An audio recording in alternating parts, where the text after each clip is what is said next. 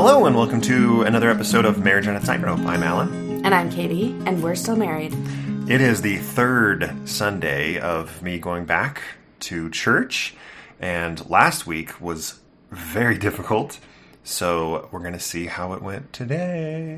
But yeah, we'll get to that. Yes, we want to make one little announcement before we dive into that topic.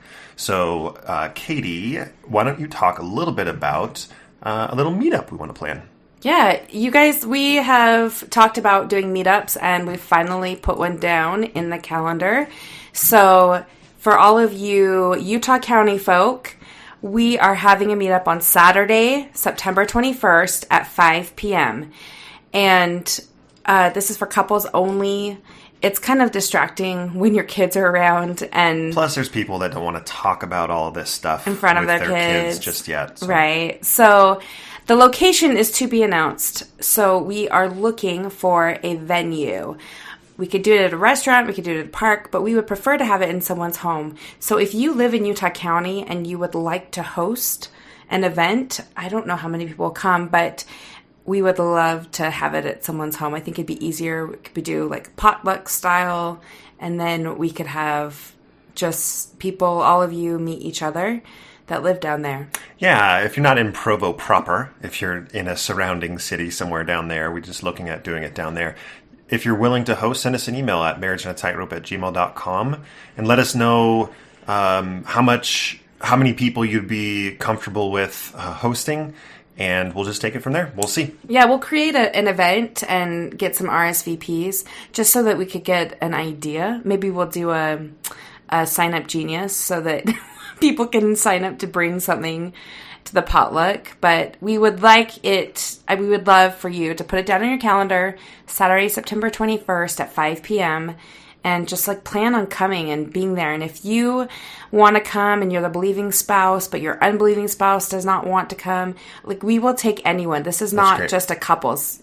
Please come in whatever stage you're in. And we're not going to check your address. You don't have to live in Utah County to be there. So if you don't live in Utah County, but you want to come anyway, that's totally fine. That's totally great. The whole purpose is just to connect people. So We'll do these every so often, and we'll change locations. So for those that are nowhere close to Utah County or Utah, hopefully we'll be able to branch out and do some other events in your neck of the woods. By the way, what is a potluck genius? What is that? No, sign-up genius. What is sign-up genius? If you are a PTA mom, I'm not. Or actually, they use it a lot in the wards. So Sign Up Genius is just like a sign up. You send an email to everyone. People sign up for stuff. You can see what's been taken, what's not been taken.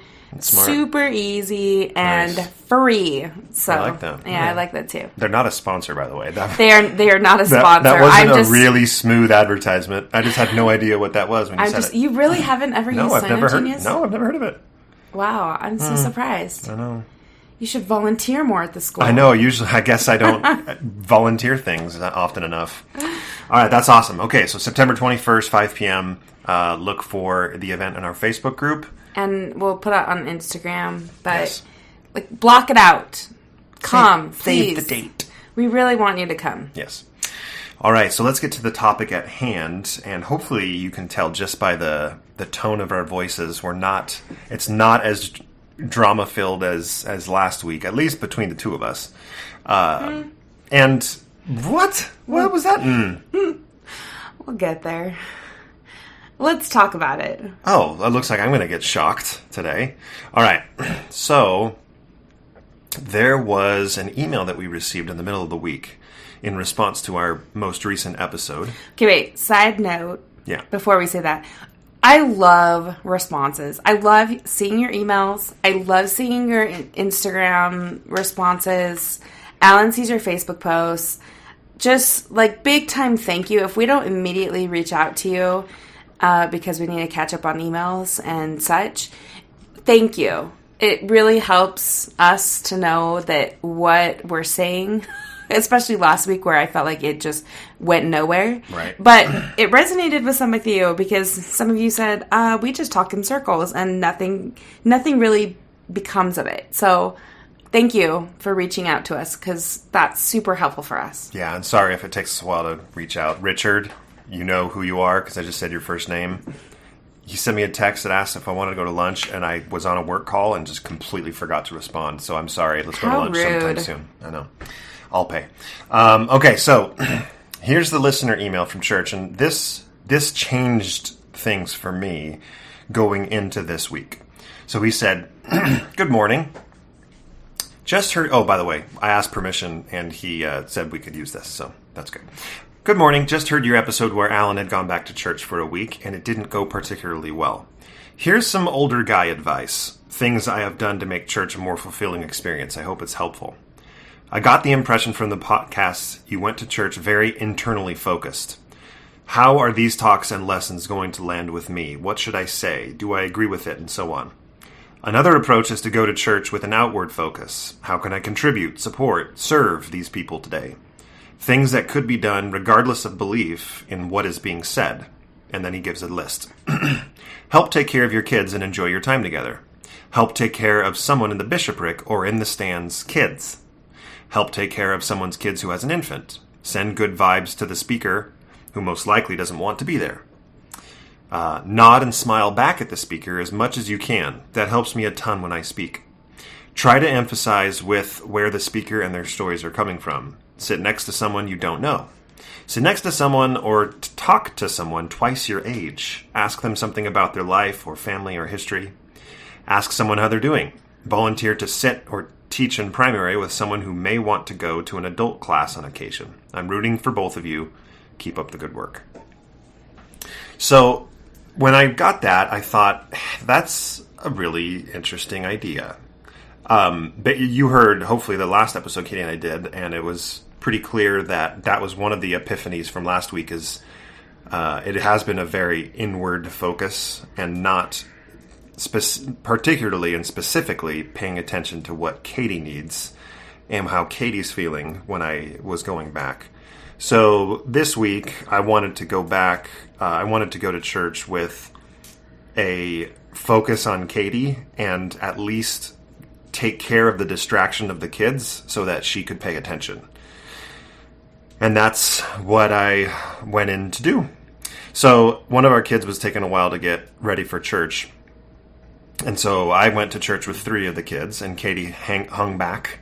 So when Katie got there, right before sacrament started, she was about to sit on the other end of the kids, but I had saved her a seat on the inside wall side of the pew so that she could sit in between, or on the very end, and I would be in between her and the kids. That was the strategic plan to, if the kids needed anything or people needed to hush them, I would be the one to do it so that she could pay attention. That's literally the mindset I had the entire sacrament meeting is let Katie pay attention, grab the hymn book and sing, not be distracted by the kids, not be distracted by me. And how was that for you? It was a great experience. I love not having to deal with the kids. Can we talk about why our second oldest was having was getting there late? I think we need to talk about that. Go ahead. Okay, so I went downstairs to tell my son to get ready for church, and he, of course, said, "I don't want to go," which this is nothing new. And so he said, "I don't want to go. It's boring. It's a waste of time," on and on. And so we kind of had this battle of wills back and forth, and I said, "Let's go, and then let's talk about it afterward, and you can tell me what was hard or what was good or what was difficult, but we're going together as a family." So he was pretty upset, and he cried about it. When he gets upset, he cries. He doesn't, my other son will just yell and get angry, but this one cries. So he cried about it, then got dressed, and I waited for him to eat his food. And then we got to church just right after Allan did. And so sitting in church and listening, being able to actually listen to the speakers, that was all great. It was great that Allan could sit next to the kids and sort of play defense, man-to-man defense on them. And so that was way more enjoyable for me because I got to actually listen to what the speakers had to say. The talks were fine. there wasn't like any sort of epiphanies or lightning bolts of things that I heard that really stuck with me. Right. But it was nice. It was a nice time.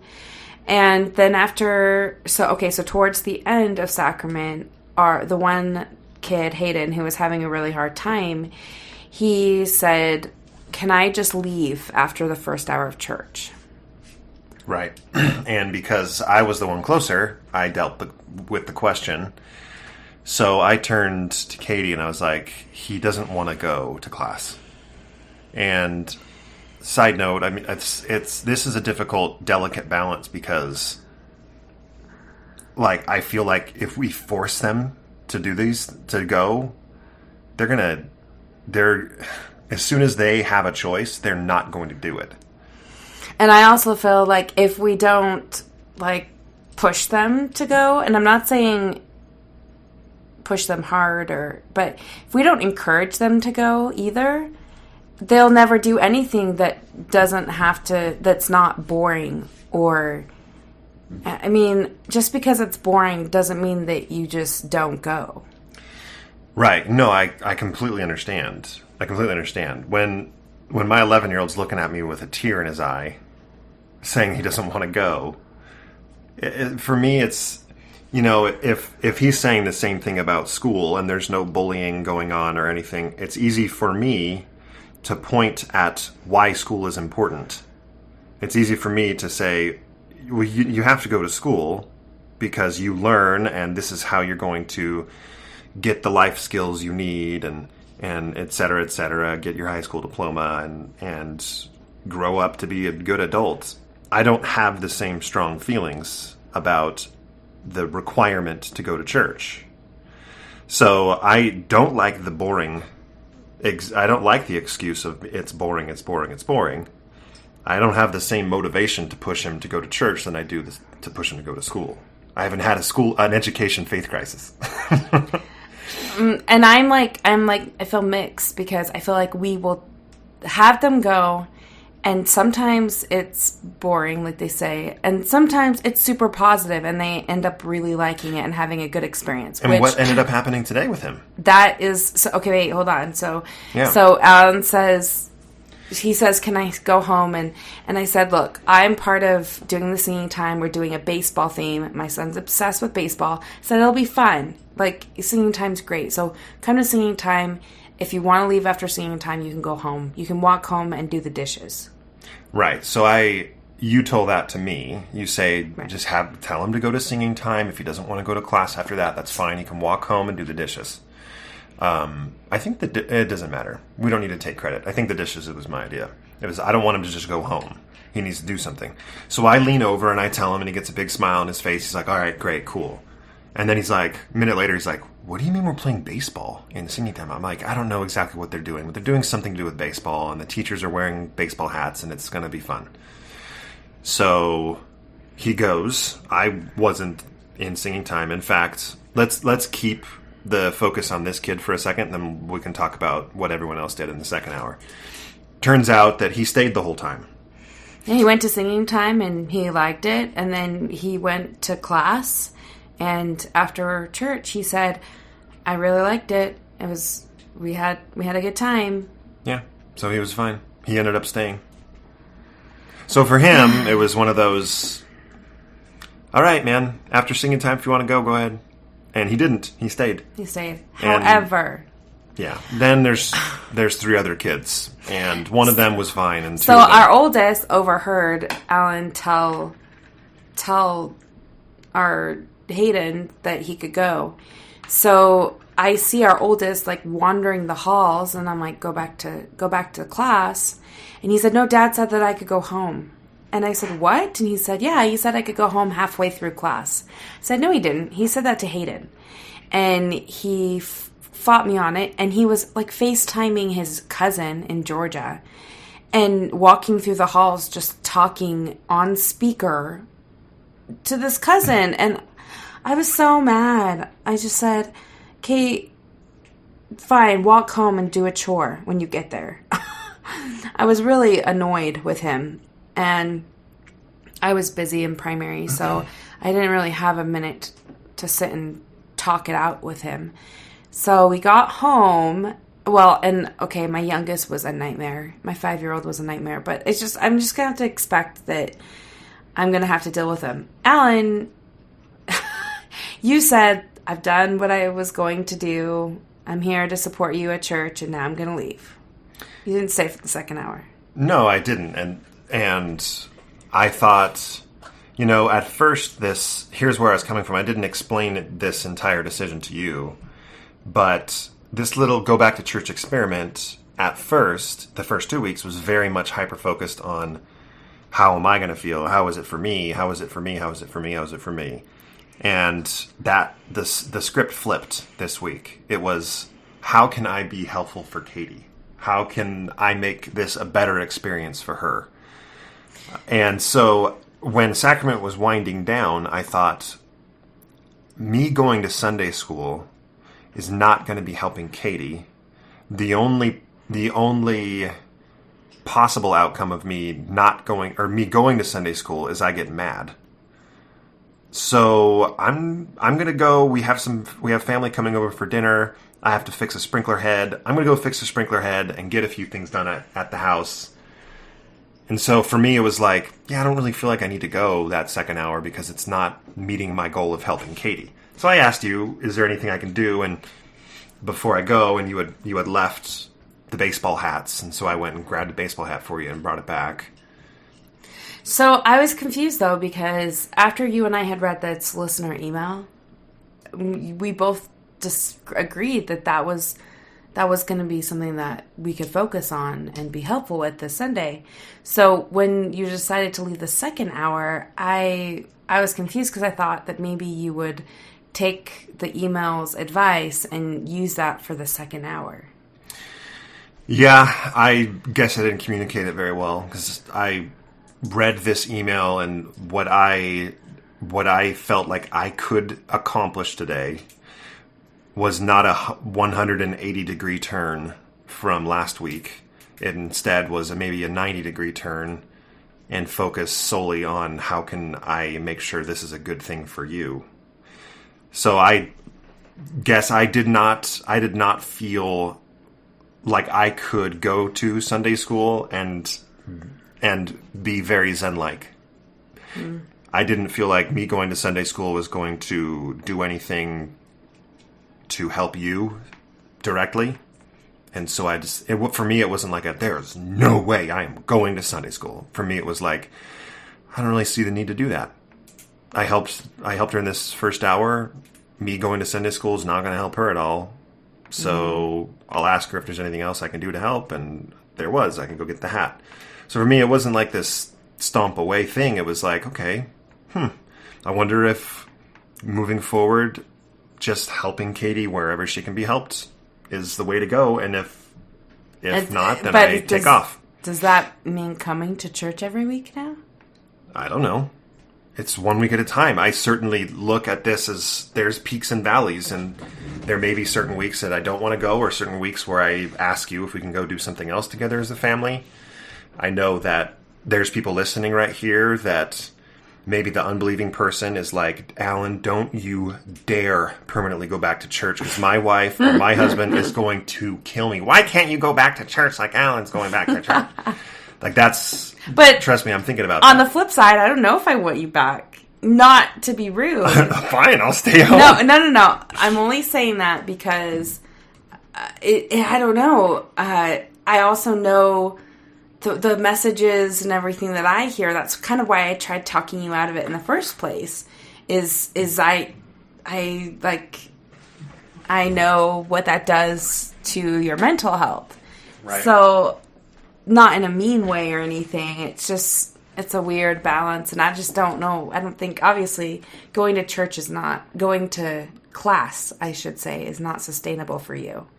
No, unless I'm going to be open, like we talked about last week, unless I'm going to be in a place. We got an email or you got a message on Instagram from a listener that said, hey, I've thought the same thing in my ward because I still attend, and I've thought I should just raise my hand and say, hey, I don't believe anymore, but you guys are great. So I'm going to keep coming and let's be friends. And so he's like, Allan's not the only one. It's not a self-centered thing. It's just a being honest thing.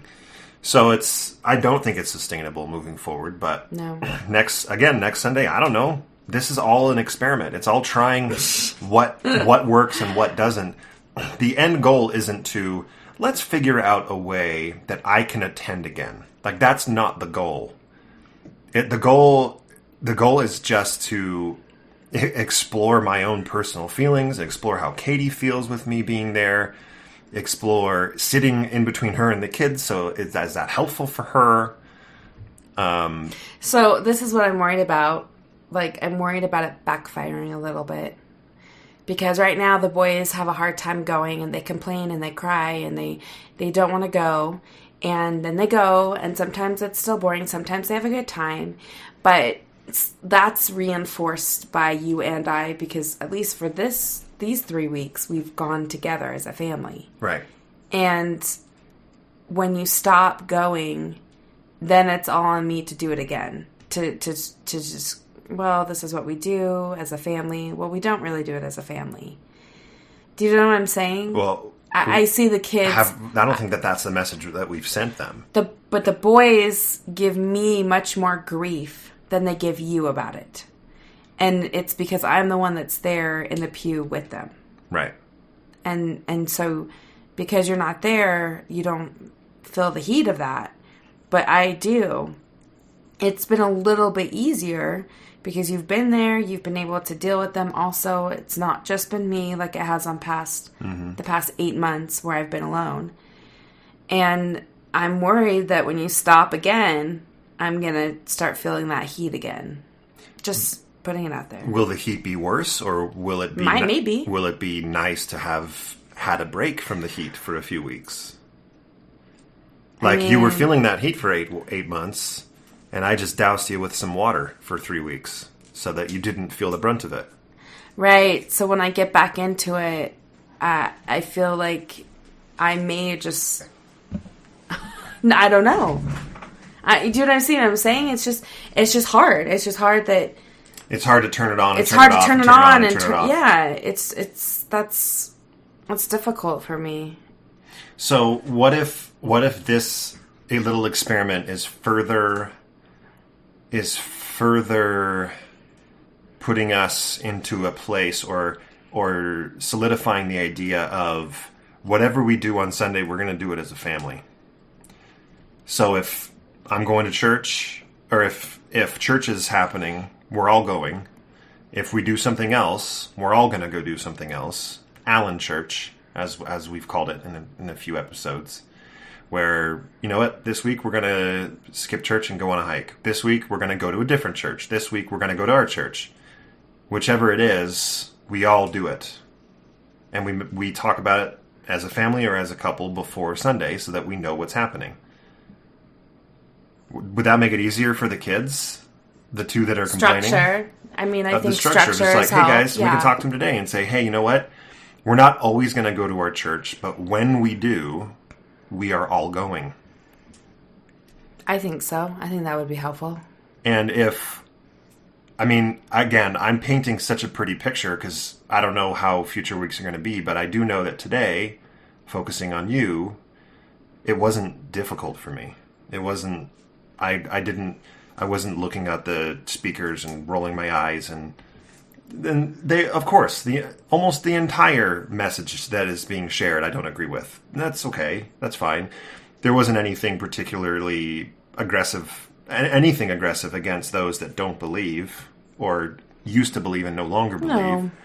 No. That's not always the case. So some weeks maybe it's not a perfect science, but I think that if we just kind of make that rule of the family's going to do what the family's going to do together.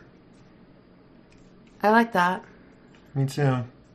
I do. I don't know how that's going to work. Maybe we'll have to do future episodes on our Allan Church, Katie Church sort of thing, back and forth. But I like the idea of it. I am coming to a close on my primary calling. I've been there 3 years, and I told the bishop that I had one more primary program in me. And so at the end of September, it's our primary program, and then I know that they already are thinking of people to call in my place. And it'll be a step down no matter what they do. it will be a step down no matter what happens. Oh. No, I mean for me. Like, Yeah, I'm complimenting you. Oh, you're complimenting me. Oh, I see what you're saying. At the same time, I'm putting down whoever they replace with. I thought you were saying, like, anywhere I go after primary is a step down, which is true. Right. So I think that would fit nicely after the primary program. Trying, like, the Allan Church, Katie Church, that would probably work really well after my calling. Because it's really hard. It's really hard to do right now. Miss right it's now. hard Every for me to so miss. often you can. Right. But it's just, like, the primary program's coming up, and I feel like I have a lot of responsibilities right now. And Yeah. But we'll try that. Okay. And honestly, this is, again, we say this a number of times, this is our journey. Every journey looks different. Just let's say that somehow I have found a way to be in sacrament meeting again for the rest of my life. That Katie's eyes just went wide. What? She's skeptical. But let's say that I have found a way to do that. That in no way means that everyone should be able to be at the mental space, the spiritual space, to be able to sit through a sacrament meeting every single week. I would be shocked if there are not weeks where I do not agree with what's being taught, and I stand up and walk home in the middle of a talk, and then text Katie and say, I absolutely want to sit down with the kids when they get home and talk about this. There could be moments like that. So, believing spouses, don't use this episode or any of our episodes as ammunition towards the unbelieving spouse. And same thing on the unbelieving spouse's side. This is just something that is working, something that we are trying to do. I'm not saying it's working for us because some things are working and some things aren't. We're just trying things out. We do think that it's very healthy to try, just to try things. Try going back. Believing spouse, try asking your spouse, what do you want to do this Sunday? Can we do it together? Yeah. Yeah? You like that? I do. All right. So just as a teaser for upcoming episodes, we have one more week of the church episode. Matt and Lindsay are going to do 2 more church episodes. Yeah, hopefully this has been 8 episodes total about going back to church is worthwhile and it's not overkill. Right. I've really liked Lindsay and Matt's episodes. They've been great. I listened to the last one. It was really good. I purposefully, we cannot out Lindsay and Matt. They are so structured and so well thought. They are. That it's like, you know what? Let's not even try that. We're going to go and do a completely different thing, lean on our strengths. Right, which is what? Just hitting record and talking. Right, no preparedness here. Anyway, but what other episodes do we have coming up? But we've got the church episodes, and then I don't know if any of you have read the book yet, Bridges, Ministering to Those Who Question by David Osler. But we are going to get the chance to interview him about that book. And Alan, what do you want to say about the book? It's fantastic. A book about doubt written by a believer. I don't know how it could have been written any better. It's very, very good. So I'm really looking forward to it, and it's cool. We're taking down the Osler, one Osler at a time. That's right. We were on Richard Osler, his brother's podcast a little while ago, and now David's going to come onto ours. We're really looking forward to it. Yeah, we're excited to talk to him. We are going to try something next month. We're going to go to Lower Lights. I don't know if any of you have heard of Thomas McConkie, but he is, I don't even know what to say about him. Well, don't let his last name scare you, first of all. Right. He leads a group through meditation. Yeah. And it's called Lower Lights. It meets in Salt Lake City, and we've been dying to go. So we're going to try that next month and then talk to you about how that helped us or didn't, or how that went. Yeah. And then the other thing that's been on my mind is routine and getting back to it. All of your kids are starting school. Our kids start tomorrow, which we're so excited about. But I started thinking about but specifically routine and habits and healthy habits in a mixed faith marriage. And right now is a really good time for you to set up goals or make routines that will help your mixed faith marriage. Al and I are going to be doing the same thing and trying it out for a month and seeing what happens. And then after, reporting back to you on what worked well, what didn't. And hopefully we'll be able to hit on our connection, our spirituality, on the things that we have in common, on things that we need to find to have in common with each other, and certainly Lower Lights is part of that. But we're going to do a little mini series on that, and hopefully we can help you talk through some of that, and that will be in September. This has been another episode of Marriage on a Tightrope. Thank you very much for listening. If you'd like to reach out via email, you may do so at marriageonatightrope@gmail.com. Join our Facebook group. You can search for Marriage on a Tightrope podcast, and you will be admitted, most likely, unless you're a jerk. And how do they find us on Instagram? And go to our Instagram feed at Marriage on a Tightrope. And don't forget, September 21st, 5 o'clock for you Utah County people. We'd love to see you. If you'd like to donate to the podcast, it'd be very much appreciated. It helps us sustain the podcast and the efforts that we put into it. You can go to marriageonatightrope.org. About midway down the page on the right-hand side, there's a donate button. You can give one-time donation, or set up a monthly payment if you'd like to help with the podcast. Thank you so much, and we'll see you next time on Marriage on a Tightrope. I just burped. You know I'm leaving that in, right? No!